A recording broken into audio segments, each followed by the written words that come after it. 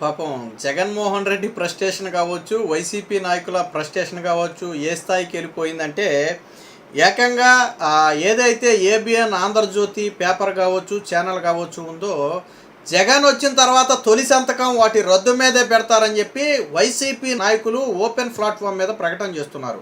మరోపక్క జగన్మోహన్ రెడ్డి తన కార్యకర్తలతోనో నాయకులతోనో మాట్లాడుతూ నేను వచ్చిన తర్వాత రాధాకృష్ణను తిప్పిన స్టేషన్ తిప్పకుండా తిప్పుతాను అని చెప్పి ఒక రకంగా బెదిరిస్తున్నారు. అంటే సాధారణంగా జగన్మోహన్ రెడ్డికి రాధాకృష్ణ అంటే పడదు. వాస్తవానికి మీకు చాలామందికి తెలుసుకోవాల్సింది ఏంటంటే, ఇదే రాధాకృష్ణ దగ్గరికి జగన్మోహన్ రెడ్డి పాదయాత్ర సమయంలో వెళ్ళే ప్రయత్నం చేస్తే రాధాకృష్ణ రావద్దని చెప్పాడంట. మధ్యవర్తి ద్వారా ఇలా జగన్ గారు వస్తారు మాట్లాడతారని చెప్తే రాధాకృష్ణ వద్దని చెప్పాడంట. జగన్ అనే వ్యక్తి నా దగ్గరికి రావాల్సిన అవసరం లేదు, ఆయన చేసుకునేది ఉంటే చేసుకోమను, నేను ప్రజాస్వామ్యబద్ధంగా నా పని నేను చేసుకుంటానని చెప్పి ఆయన తిరస్కరించాడు. జగన్మోహన్ రెడ్డిని కలవటానికి కూడా అప్పట్లో రాధాకృష్ణ ఒప్పుకోలే.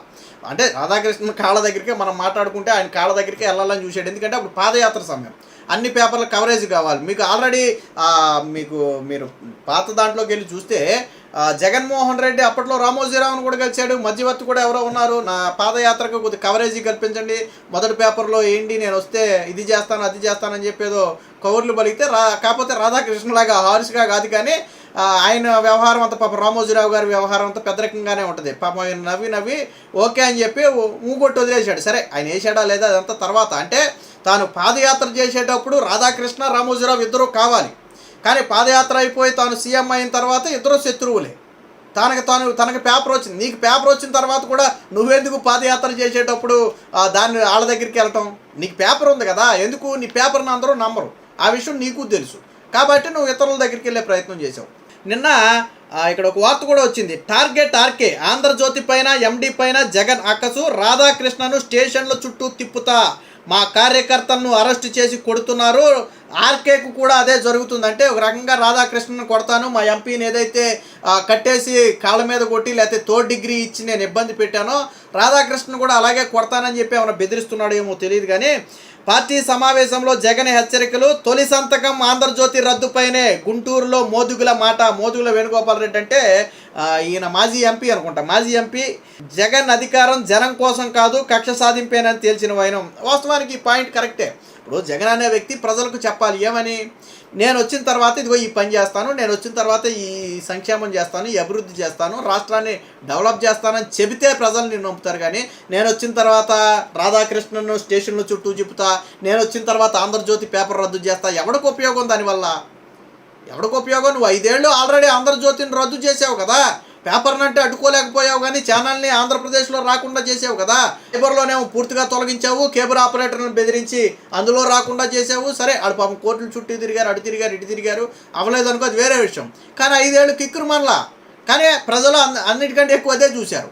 ఇప్పుడు నువ్వు మాట్లాడావు కదా లాజిక్, నేను వచ్చిన తర్వాత రాధాకృష్ణ పేపర్ రద్దు చేస్తాను, అది చేస్తాను ఇది చేస్తానని. మరి అదే పని ఇప్పుడు సాక్షి మీద ఎందుకు చేయకూడదు చంద్రబాబు గారు? గతంలో నరాసుర రక్త చరిత్ర అని పచ్చి అబద్ధాలు రాసినటువంటి చరిత్రనిది. చంద్రబాబు అరెస్ట్ అయితే అత్యంత నీచంగా రాతలు రాసినటువంటి చరిత్రనిది. ఈ రోజుకి లెగిస్తే నువ్వు రాసేవన్నీ కూడా అసత్యాలు, ఫేకులు, అవన్నీ ఫ్యాక్ట్ చెక్ ద్వారా ఆల్రెడీ ఖండిస్తున్నారు. మరి అలాంటి నీ పేపర్ మీద నీ ఛానల్ మీద రద్దు చేయాలని ఎందుకు చంద్రబాబు గారు మాట్లాడకూడదు? ఆయన సీఎంఏ కదా, నువ్వు రద్దు చేసే అధికారం నీకుంటే ఇప్పుడు సాక్షిని రద్దు చేసే అధికారం చంద్రబాబు గారికి లేదా? కానీ ఎందుకు చేయట్లేదు ఆయన? ప్రజాస్వామ్యంలో పత్రికలకంటూ కొంత స్వేచ్ఛ ఉంటుంది. సరే నువ్వు నడిపేది పత్రిక కాదు, నీ సొంత డప్పు అనుకో, అది వేరే విషయం. కానీ పత్రికలకంటూ కొంత స్వేచ్ఛ ఉంటుంది కాబట్టి ఆయన ప్రజాస్వామ్యబద్ధంగా ఎన్నికయ్యాడు కాబట్టి, నీలాగా అరాచకాలు ఆకృత్యాలు ఆయనకి తెలియవు కాబట్టి ఈ రోజుకి నీ సాక్షి నడుస్తుంది, ఈ రోజుకి నీ సాక్షి ఛానల్ వస్తుంది, నీ సాక్షి పేపర్ నడుస్తుందంటే రద్దు చేయలేక కాదు కదా ఆయన. నువ్వు పెట్టగలిగిన సంతకం ఆయన పెట్టలేడు సీఎంగా. నువ్వు ఎప్పుడో అయితే పెడతానంటున్నావు, నువ్వు 25 ఏళ్ళకు అవుతావు, 30 ఏళ్ళకు అవుతావో లేదో కూడా తెలియదు కదా.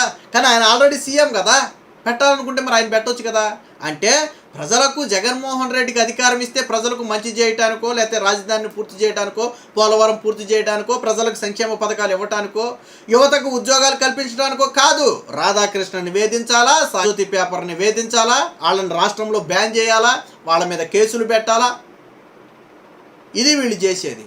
మొన్న రాధాకృష్ణ మాట్లాడింది సెటైర్. వీళ్ళ దరిద్రం ఏంటంటే సెటైర్కి విమర్శకి తేడా తెలియదు వీళ్ళకి. సాధారణంగా ఒక వ్యక్తిని గొర్రె అంటాం, గొర్రె అంటే నిజంగా గొర్రెని కాదు, నిజంగా గొర్రెని కాదు, వైసీపీ కార్యకర్తలను గొర్రెలు అంటారు. ఎందుకని, ఒక గొర్రె మొదటి గొర్రె ఏమీ లేకపోయినా ఒక కర్ర అడ్డం పెట్టావు అనుకోండి, మొదటి గొర్రె దూకింది అనుకోండి, నువ్వు కర్ర తీసేస్తే మిగతా గొర్రెలు కూడా దూకుతానే ఉంటాయి.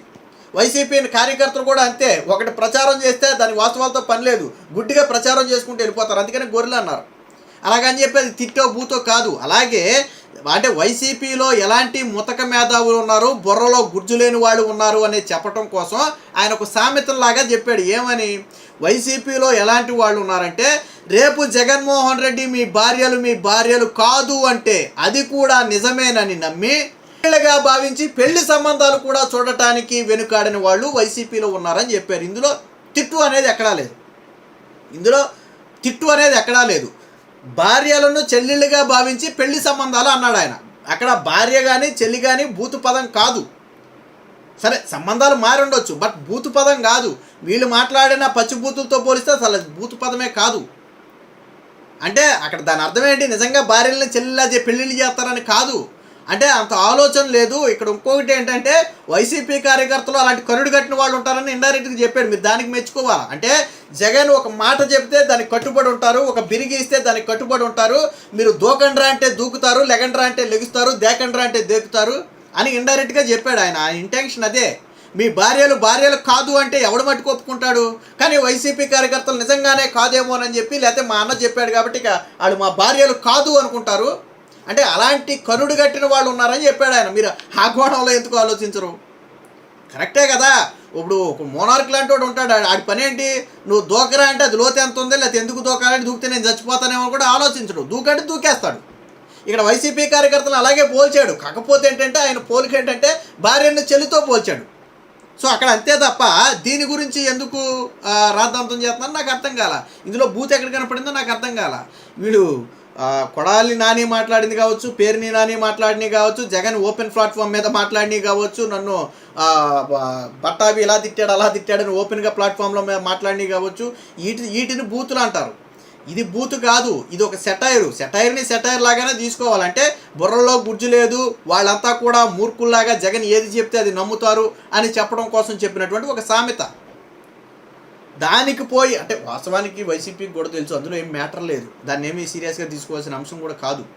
ఎందుకు తీసుకున్నారు అంటే ఈ ట్రోల్స్ ఏదైతే మావిగన్ మీద ట్రోల్స్ వచ్చినాయో, ఇక మామూలు ట్రోల్స్ కదా. నేను చెప్పా కదా, ఈ ఇయర్ బెస్ట్ ట్రోలర్ జగనే, ఇంకా సమస్య లేదు. బ్రహ్మానందం అంతా జాంతన్నాయి.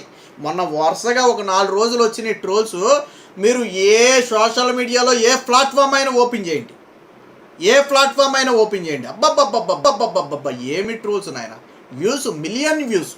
ఇది వీళ్ళని బాగా డ్యామేజ్ చేసింది. జగన్మోహన్ రెడ్డికి నచ్చంది కూడా ఏంటంటే ఆయన్ని ఒక ట్రోలర్ లాగా చిత్రీకరించడం, ఆయన ఒక జోకర్ లాగా కమీడియన్ లాగా చిత్రీకరించడం ఆయనకి నచ్చట్లా. ఎవరో టీడీపీ నేతలు కూడా అన్నారు ఈ మధ్యన బ్రహ్మానందం రావట్లేదని కొంతమంది ఫీల్ అయ్యారు, ఆయన ఆ సినిమాల్లో తగ్గారని, ఆ స్థానాన్ని జగన్మోహన్ రెడ్డి ట్రోల్స్ ద్వారా భర్తీ చేస్తున్నాడని చెప్పి మాట్లాడారు. వీళ్ళకి నచ్చలా. అంటే వీళ్ళ దృష్టిలో జగన్ అనే వ్యక్తి సీరియస్ పొలిటీషియన్. ఎందుకంటే వీళ్ళు చూడండి, సగం జగన్కి ఆయన ఎప్పుడు నామం పెట్టుకోడు, ఎంత ఓవర్ నామం, కానీ పాపం వీళ్ళు ఎడిటింగ్లో ఎంత పెద్ద నామం పెట్టి ఆయన చేతుల్లో పెట్టి రప్పాలాగా ఆయన్ని ఎలివేట్ చేసుకునే ప్రయత్నం చేస్తారు వీళ్ళు. అలాంటి వ్యక్తిని జోకర్ అయ్యేటప్పటికి వీళ్ళకి పాపం కడుపు మండింది. దాన్ని డైవర్ట్ చేయాలంటే ఎలా డైవర్ట్ చేయాలి? కరెక్టే, రాధాకృష్ణ అంశం దొరికింది. అందుకని వైసీపీ కార్యకర్తలు కూడా కొంత సంతృప్తి పడాలి. ఎందుకంటే వీళ్ళు కూడా తీవ్ర నిరాశ నిస్పృహంలో ఉన్నారు. ఈ జగన్ మావిగన్ దెబ్బకి గిలగిల కొట్టేసుకుంటున్నారు కవర్ చేయలేక. ఎందుకంటే నిన్నదాకా 3 రాజధానులు అన్నాను, ఇప్పుడు 3 రాజధానులు కాదు మావిగన్ అనమంటే వాళ్ళకి కూడా కొద్దిగా ఎక్కడో ఏదో కొద్దిగా అడ్డు వస్తుంది. మానవత్వం ఉంటుంది కదా, కొద్దిగా ఇది ఉంటుంది కదా, మాట మీద నిలబడి తత్వాలు అడ్డు వస్తున్నాయి. వాళ్ళను సంతృప్తి పరచడం కోసం రాధాకృష్ణ అంతు చూస్తా, పేపర్ రద్దు చేస్తా, స్టేషన్లు చుట్టూ తిప్పుతా, కొట్టిస్తా, ఈ జగన్మోహన్ రెడ్డి మాటలు. మరి గతంలో నారా లోకేష్ నేను వచ్చిన తర్వాత చట్టపరంగా వ్యవహరించని వాళ్ళందరినీ కూడా చట్టం ప్రకారం శిక్షిస్తానంటే రెడ్ బుక్ రాజ్యాంగం అన్నారు. నారా లోకేష్ ఆయన చంపేస్తాను కొట్టేస్తాను అన్నాడా? ఎవరైనా బిరి తప్పితే మీరు లీగల్గా ప్రొసీడ్ అవుతామని చెప్పాడు ఆయన. దానికి రెడ్ బుక్ రాజ్యాంగం అని ఎగురుతున్నారు కదా. మరి మీరు చేసేది ఏంది? నేను వచ్చిన తర్వాత స్టేషన్లో చుట్టూ తిప్పుతా, మా కార్యకర్తను ఎలా కొడుతున్నారో రాధాకృష్ణని అలా కొడతా. మరి ఇది బెదిరింపు కాదా? మరి నారా లోకేష్ చెప్తే రెడ్ బుక్ రాజ్యాంగం అన్నా, నారా లోకేష్ ఎవరిని నీ కాళ్ళు ఎరగదీస్తాను, నేను స్టేషన్ చుట్టూ తిప్పుతాను, నీ అంతు చూస్తాను అనలా. ఈవెన్ సాక్షిని కూడా నేను రద్దు చేస్తానని ఏ రోజు అనలా ఆయన. కాబట్టి వైసీపీ ఫ్రస్ట్రేషన్ అనేది నిన్న అర్థమైంది. ఏది ఏమైనా జగన్ వచ్చేది కక్ష సాధించుకోవడానికే తప్ప సంక్షేమం చేయడానికైతే కాదు.